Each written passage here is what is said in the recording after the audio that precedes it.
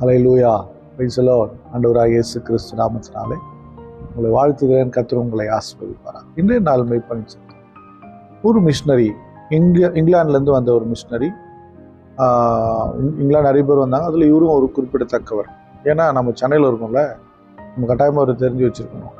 இவர் பேர் ஹார்வுட் ரா. இவர் பார்த்தீங்கன்னா ஒரு மெத்தடிஸ்ட் சபையை சார்ந்தவர். ஸ்தாபனம் சொல்ல வேண்டியிருக்கனால சொல்கிறேன், இல்லைன்னா ஒன்றும் கிடையாது.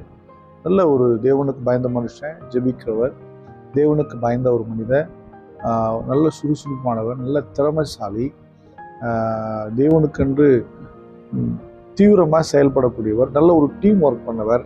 அந்த நாட்களில் மோனகன் என்கிற ஒரு ஐயா, வில்லியம் கவுடி நம்ம திருவள்ளூரில் நல்ல மினிஸ்டர் பண்ணி, இவங்கெல்லாம் அப்போ சென்னையில் தான் இருந்திருக்கிறாங்க, டீமாக மினிஸ்ட்ரி பண்ணியிருக்கிறாங்க. அதில் இவர் ஒரு பகுதி மினிஸ்ட்ரி பண்ணியிருக்கிறார். இவர் பண்ண மினிஸ்ட்ரி தான் சென்னையில் பார்த்தீங்கன்னா நம்ம பிராட்வேல இருக்கிற வெஸ்லி தமிழ் சர்ச்சு, அடுத்தது வெப்பேரியில் இருக்கிற இம்மானுவேல் மெத்தடிஸ்ட் சர்ச்சு, அதே போல் பெரம்பூர் பேரக்ஸ் ரோடில் இருக்கிற ஹார்வுட் ரா நினைவாலயம், இதெல்லாம் அவர் பண்ணது. இது இல்லாமல் இன்னும் 5 ஆலயம் சென்னையில் மட்டுமே கட்டியிருக்காரு அவர். பாருங்கள், அவருடைய ஊழியம் பார்த்திங்கன்னா மக்கள் மத்தியில் நல்ல பணி செய்திருக்கிறார், நல்ல விசுவாசத்தில் செஞ்சுருக்கிறார், சுவிசேஷத்தை சொல்லியிருக்கிறார், ஏழை மக்கள் நிறைய ஹெல்ப் பண்ணியிருக்கிறாரு, ரொம்ப பெரிய காரியத்தில் செய்திருக்கிறாரு. அவருடைய ஊழியத்தால் மக்கள் நிறைய பேர் ரட்சிக்கப்பட்டு கர்த்தருக்குள்ளே பலனடைந்தார்கள்.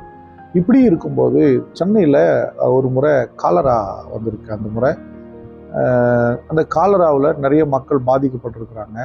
அதனால் இவரும் அதில் இறங்கி என்ன பண்ணுறாரு, வேலை செய்திருக்கிறாரு. இப்படி வேலை செய்யும்போது இவரும் அந்த கால்ராவில் தாக்கப்பட்டிருக்கிறார்.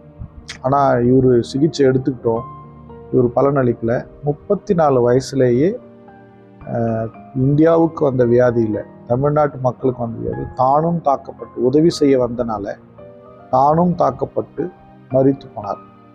ஆனால் தமிழ் அவ்வளோ அழகாக பேசுவாராம், தமிழ் நல்லா எழுதுவாராம், நல்ல அழகாய் பிரசங்கம் பண்ணக்கூடியவர். தன்னுடைய சிறு வயதிலேயே தன்னுடைய வாழ்நாளை இயேசுவுக்கென்று மக்களுக்கென்று அர்ப்பணித்தார். இரத்த சாட்சின்னு சொல்ல முடியாது, கர்த்தருக்கென்று தன் ஜீவனையே கொடுத்தார். வளர ஸ்தோத்திரம் பண்ணுவோமா?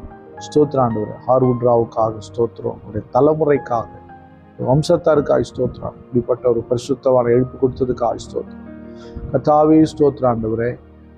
தேவனுடைய பிள்ளைகள் ஆண்டவரை எழும்பி செயல்படும்படியா கிருபை தாங்கப்பா. ஸ்தோத்திரம். அன்பின் பிதாவே உம்மை ஸ்தோத்திரிக்கிறோம் ஆண்டவரே. இந்த ஹார்வுட் ராவு போல நாங்களும் எழும்பி உமக்கென்று பெரிய காரியங்களை செய்ய, வல்லமையான காரியங்களை செய்ய எங்களை நீங்கள் பழக்கப்படுத்துங்க.